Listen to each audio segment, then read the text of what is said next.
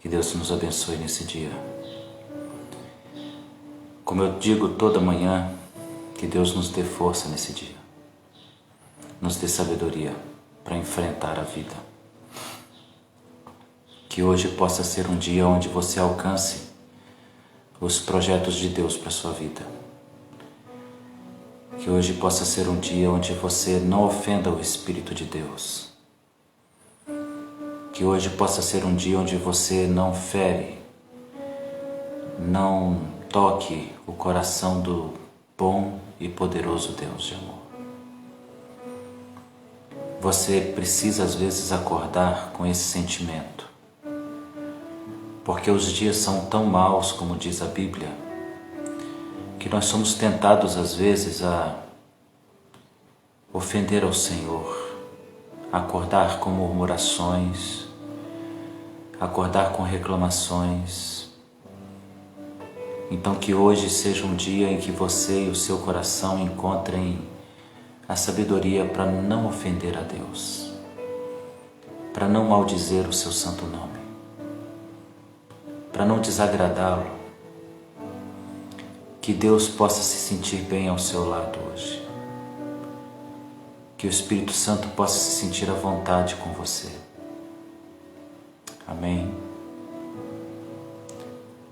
Os nossos corações, nosso sinal de fumaça é importante para eu saber se o áudio está chegando. Então, eu peço a você que envie os coraçõezinhos, o sinalzinho de fumaça, para que eu possa saber se o áudio está chegando legal para vocês.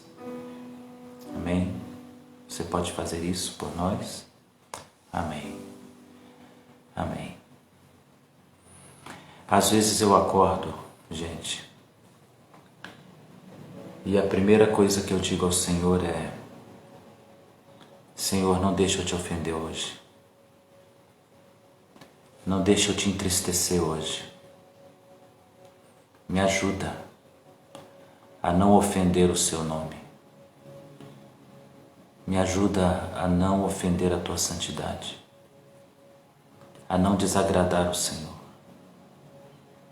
Me ajuda, Senhor, a ter um comportamento que o Senhor se sinta bem comigo. Sabe quando a gente convive com uma pessoa difícil? Ou quando a gente convive com a pessoa em um momento difícil? É tão complicado cada manhã, né? Você acordar e encontrar aquela pessoa naquele momento difícil, ou aquela pessoa que já é difícil, porque existem pessoas que parecem que vivem a vida como se tudo fosse muito difícil, e elas dificultam a vida das outras pessoas. Nós sempre achamos que alguém causou um problema para a nossa vida, mas às vezes nós somos o problema de alguém. Às vezes nós causamos o problema para alguém. Então é importante às vezes você fazer uma autoanálise, mas também acordar e dizer para Deus: Senhor, eu não quero ser essa pessoa que te faz mal,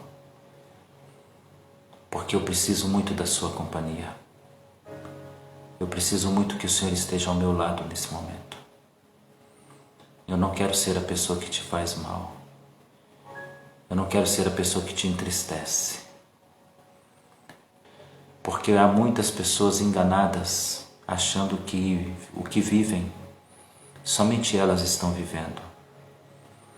Então, se você quiser, manda um WhatsApp para alguém, convide alguém, fale com ele, entre agora na live. Eu acho que a palavra de hoje pode ser boa para você.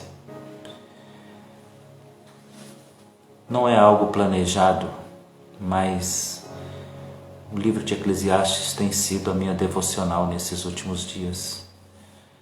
Então eu vou continuar no livro de Eclesiastes. E agora eu quero ler dos versos 9 até o 14. E hoje eu gostaria de falar com você sobre essa má impressão que temos de que Deus permitiu que algo de mal acontecesse somente a nós.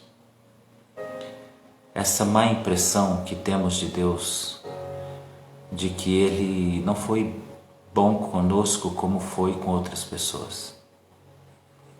Hoje, o que tocou no meu coração, o que veio ao meu coração, e eu entendo que Deus, quando coloca em meu coração, ou é algo referente a mim mesmo, que precisa ser tratado, ou é algo referente a alguém que eu vou estar conversando e que precisa ser tratado. E hoje eu já comecei dizendo, fale com Deus para Ele não deixar você ofendê-lo, nem magoá-lo nesse dia. Faça isso todo dia, converse com Deus todas as manhãs e diga para Ele, não me deixa te ofender, não me deixa te entristecer. Porque o Espírito Santo de Deus se entristece e a palavra de Deus diz, não entristeçais o Espírito de Deus. Não entristeça o Espírito do Senhor. Então fale isso com Deus, foi o que eu disse no começo dessa live. Mas veio ao meu coração aquele incômodo de que a gente está, vezes, citando a vida da gente como se fosse, em primeiro lugar, um abandono total de Deus. E a gente diz, porque o Senhor me deixou? O salmista já disse isso em alguns momentos da sua vida com Deus, do seu relacionamento. E a gente às vezes pergunta, por que o Senhor me deixou? Por que eu estou vivendo isso? A segunda coisa que geralmente nos acomete é um sentimento de que o Senhor deixou que somente nós vivêssemos isso. Às vezes temos esta atitude. Senhor, só eu estou vivendo isso, por que o Senhor permitiu só comigo? Por que está todo mundo bem e somente eu estou tão mal? Por quê? O que o Senhor está fazendo? Qual é o teu propósito? Qual é o teu plano? Qual é o teu projeto? Esse também é um segundo engano que nós temos no nosso coração. E outro engano que nós temos é as reações que temos diante de todas essas coisas. Em Eclesiastes, no capítulo 3, há uma série de afirmações de Deus interessantes. Primeiro, no verso 11, ele diz que tudo que ele fez de maneira formosa e no tempo certo. Então, tudo que Deus faz, Ele faz de maneira bela. É claro que a gente não vai conseguir ver beleza na luta, na dificuldade, na situação às vezes terrível da guerra, mas o Senhor está se referindo ao que Ele faz e não ao que o homem faz, com o que Ele dá para o homem. Tudo que Deus faz, Ele faz com doçura, com perfeição, e Ele faz de maneira formosa e no seu tempo. O homem pega tudo isso e estraga e destrói e coloca a culpa em Deus. Mas o texto continua dizendo, no verso 12, uma afirmação que é muito interessante.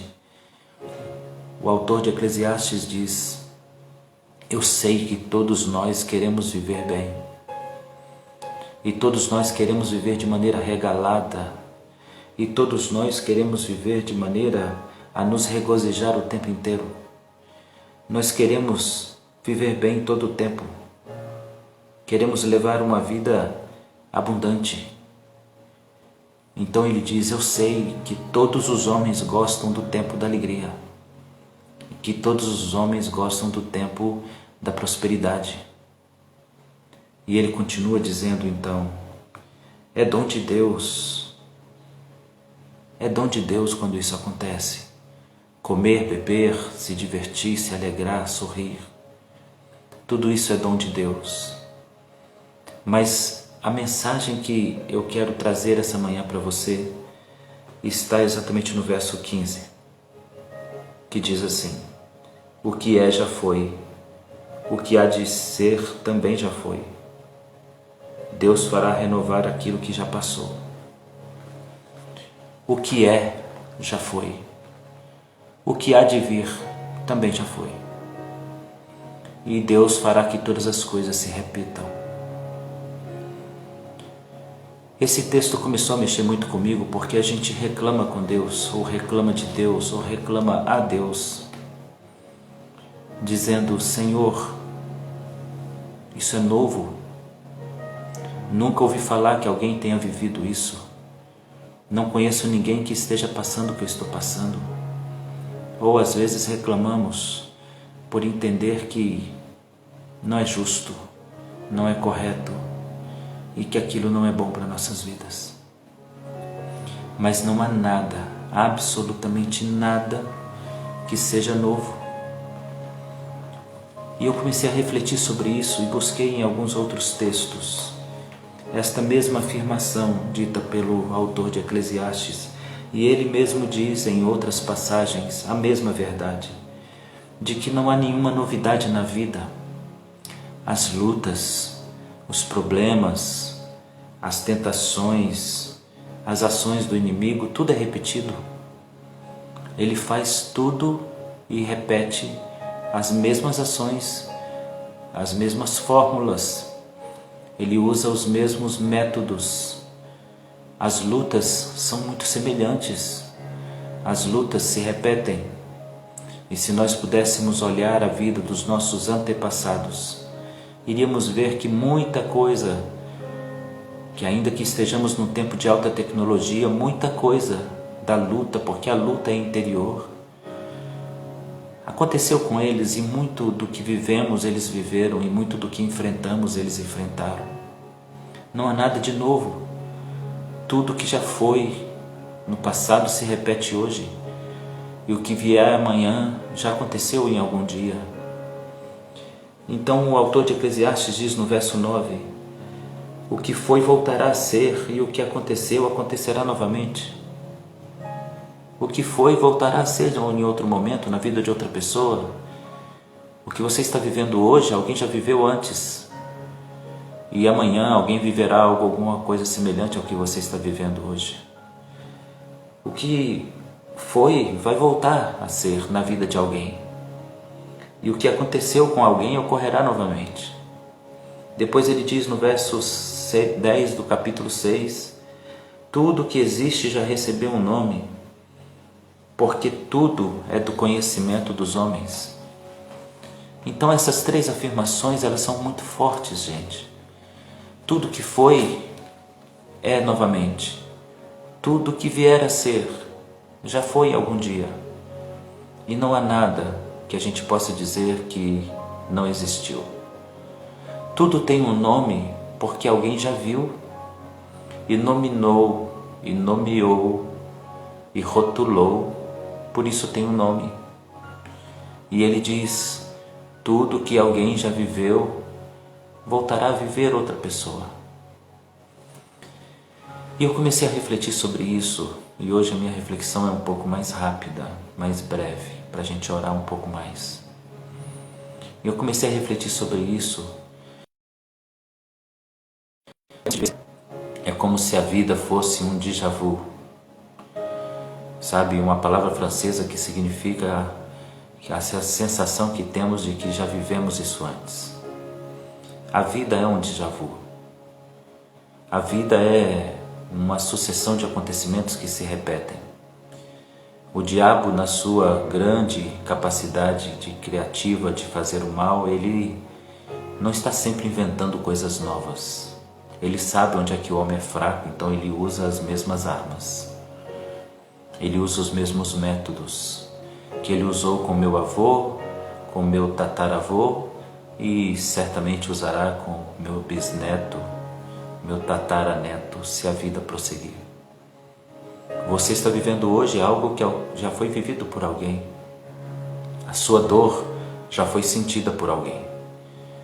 A sua dúvida já foi experimentada.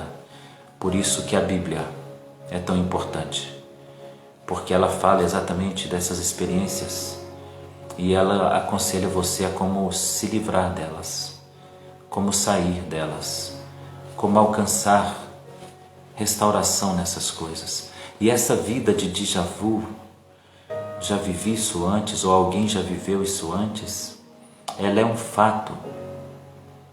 Alguém já viveu o que você está vivendo. e você está vivendo algo que poderá viver novamente de outra forma, com outro desenho, mas quando mudar o desenho, alguém já viveu no passado.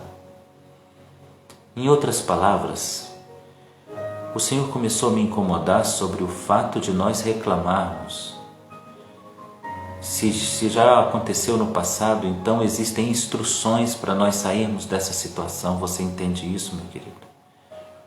Se aconteceu no passado, então há instruções de como sair dessa situação. E as instruções estão na Bíblia. Se alguém já viveu, por que nós não paramos para perguntar como você se safou disso? Nós fazemos como os jovens fazem com os pais. Os pais já experimentaram as coisas e dizem para os filhos: não faça isso, vai dar errado. E o filho diz: pai, a sua vida é a sua vida, a minha vida é a minha vida. Cuida da sua vida, eu cuido da minha vida. Não deu certo com o Senhor porque o Senhor não tinha a sabedoria, a intelectualidade, a graça que eu tenho, a força e o poder que eu tenho. E aí ele faz e dá tudo errado. E aí você tem que usar a famosa frase: eu disse para você. Porque nós insistimos em ser teimosos, insistimos em não acreditar que aquilo que alguém viveu, outro já pode ter vivido. E reclamamos com Deus, e o que o Espírito Santo começou a falar no meu coração foi sobre a nossa murmuração e como isso tem incomodado o seu coração. Como o coração de Deus está incomodado com o fato de você considerar que Ele não está dando a você as mesmas chances que Ele está dando a todos, que Ele não está sendo justo com você, que Ele não está sendo digno, não está sendo honesto, não está sendo sincero com você. O que Deus tem falado ao meu coração é sobre sua tristeza em promover você e você olhar para isso sempre com um olhar negativo. E Ele sofre por isso. O nosso Deus sofre quando nós o ofendemos. E isso é bíblico. O coração de Deus se entristece quando nós o ofendemos. Então eu comecei a perguntar a Deus hoje na minha devocional: Senhor, eu vou estar com pessoas que vão ouvir essa palavra e talvez possam dizer: sim, pastor, é verdade, eu vivo isso. Inclusive, se você já viveu essa sensação e já disse alguma coisa, e falou alguma coisa ao Senhor nesse sentido, acione aí os corações, porque aí ninguém fica sabendo quem fez isso. Mas só para testemunho de que todos de alguma forma já fizeram isso. Dizer ao Senhor que aquilo é novo, e porque comigo, e porque agora, e porque eu, e ninguém nunca viveu isso na minha casa, ninguém nunca viveu isso na minha família, e só eu que tenho que passar por isso. Mas o Senhor está te dizendo: nada é novo, tudo se repete, a vida se repete, a sua fraqueza, alguém já viveu ela no passado, a sua força, alguém já viveu ela no passado, a maneira que você está tentando resolver as coisas hoje, alguém já tentou resolver.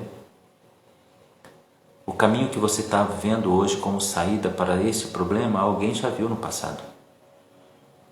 A dificuldade que você está enfrentando agora, alguém já enfrentou no passado. E nós temos um manual de instruções para nos dizer o que fazer. Então eu comecei a perguntar ao Senhor: o que eu vou dizer para esses irmãos? Porque se eles viveram como eu vivi, momentos em que fiz esse questionamento ao Senhor, o que eu vou dizer para eles então? Então o Espírito do Senhor me levou à segunda carta aos Coríntios, no capítulo de número 4. Ele me levou na realidade em mente, em espírito, ele me levou a muitas passagens da Bíblia. Se tudo que nós vivemos hoje já foi vivido no passado, então nós temos que fazer uma pergunta: como os crentes do passado viveram tudo isso que nós estamos vivendo e não desagradaram a Deus? Eu já conversei com pessoas que chegavam para mim e disseram: pastor, o meu maior medo é ofender o coração de Deus. Quem diz isso geralmente é alguém que tem um coração muito quebrantado em Deus. E ele sofre por imaginar que possa ter ferido o coração de Deus. E eu já ouvi essa frase, e se você às vezes já pensou isso também, acione aí os corações para que a gente saiba que isso acontece mesmo. O meu maior medo é ofender a Deus. Eu já fiz uma oração ao Senhor uma vez e faço sempre, digo: Senhor, não me deixa ser razão de escândalo, não me deixa ser razão de escândalo. Eu não quero te ferir, eu não quero te entristecer. A resposta então, se alguém já viveu tudo, como eu vou viver o que já foi vivido e não ofender ao Senhor? E aí o Senhor me levou num grupo de textos. O Senhor me fez lembrar do sofrimento dos apóstolos e da manutenção da sua equidade, do seu equilíbrio na luta. O Senhor me fez lembrar de Pedro amarrado nas prisões, algemado, dormindo algemado, descansando enquanto ele sabia, Deus sabe o que faz. Eu estou vivendo isso, profetas no passado já viveram isso, e eu vou apenas esperar o caminho de Deus. O Senhor me fez lembrar do naufrágio de Paulo, onde ele estava seguro de que tudo iria ficar bem. O Senhor me fez lembrar de tantas outras situações, me fez lembrar de Hebreus, onde há uma lista de sofrimentos, onde mulheres viram seus maridos sofrendo, morrendo por fé e mantiveram-se firmes no Senhor.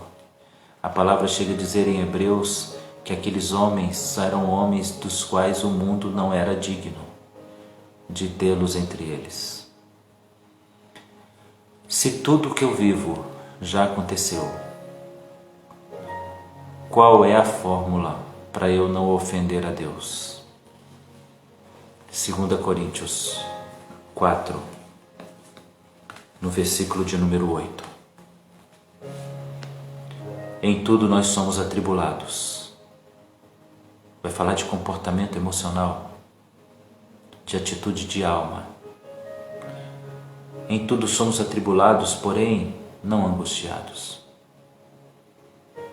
Eles venceram porque não permitiram que a luta se transformasse em ressentimento.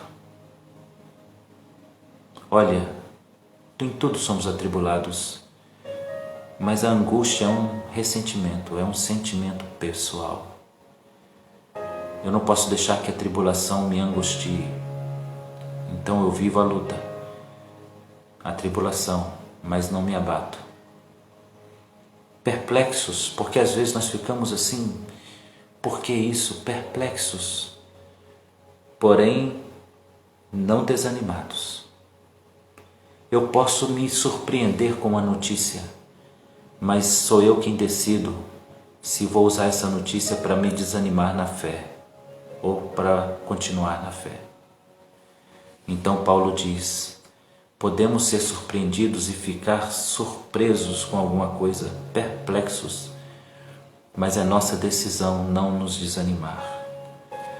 Somos perseguidos, mas isso não significa, diz ele, que somos desamparados.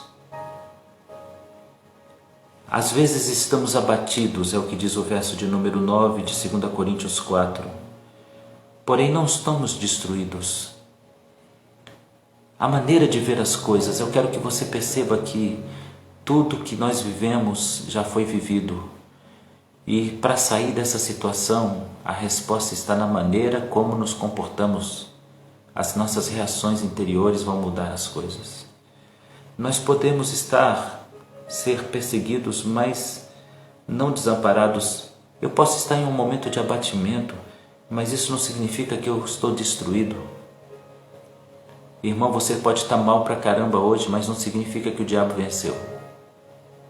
Significa que você está mal pra caramba hoje. E só. Levado sempre no corpo a morrer por Jesus Cristo, porque nós que vivemos somos sempre entregues à morte por causa de Jesus Cristo. Verso 12, de modo que em nós opera a morte. Verso 13, tendo porém o mesmo espírito da fé que está escrito: eu criei, por isso falei. Versículo 14, sabendo que aquele que ressuscitou o Senhor Jesus Cristo nos ressuscitará. Então a maneira de enfrentar aquilo que estamos vivendo, que já foi vivido no passado, é enfrentar com fé, é acreditar nas promessas. Então ele diz algo que eu acho maravilhoso, que vem agora trazer uma resposta para tudo, para tudo, para tudo, para tudo, para tudo. No verso 16 ele disse, por isso não desanimamos. Pelo contrário, mesmo que o nosso homem exterior se deteriore, se corrompa, se fique enfermo, contudo nosso homem interior está renovado. Se as coisas aqui fora estão muito mal, aqui dentro eu decido se vai ficar mal. Porque a nossa leve e momentânea tribulação produz em nós o peso da glória, acima de toda comparação. Então ele diz, eu não desanimo porque sei que cada luta que enfrento é uma promoção celestial que estou recebendo e o céu está preparando glória para mim. E o verso de número 18 é o que define como enfrentar a vida. Não atentando nós para as coisas que vêm, mas para que se não se veem, porque as que se veem são temporais, a que nós não vemos são eternas. Tudo que existe já aconteceu. Se nós atentarmos para o que nós estamos vendo, então vamos nos abater. Então ele diz, então eu decidi não olhar para as coisas visíveis, mas olhar para as coisas invisíveis. O déjà vu da humanidade, vivemos as coisas que já foram vividas, nos dá a oportunidade de ter conselhos de quem já viveu as coisas. Enfrente a sua vida com o seguinte entendimento: outras pessoas já passaram por isso e sobreviveram. Pessoas sobreviveram a separações, a brigas, a morte, a conflitos, a guerras, a escassez, a necessidade, a perseguição, a obra do diabo, as armadilhas de Satanás, a mentira, o engano, a injúria, a traição. Já sobreviveram a tantas coisas no passado e a mesma coisa de hoje. E por que sobreviveram? Porque eles decidiram não olhar para as coisas que se veem e decidiram olhar para Deus. E essa é uma decisão de coração. Então, resumindo, o que Eclesiastes diz é: sei que os homens gostam de viver bem, mas Deus permitiu que vivamos as coisas boas e más, e não há nada nesse mundo de mal ou bom que não tenha sido vivido antes. Por isso, coloque o seu espírito centrado, por isso, coloque sua mente cativa na sabedoria e olhe para tudo discernindo o seguinte: nem tudo que vejo é definitivo e nem tudo que não vejo é sinal de ausência de Deus. Muito pelo contrário, atento para as coisas que eu não vejo e abandono as coisas que vejo e vivo pela fé, e vivendo pela fé alcanço a vitória. Aleluia.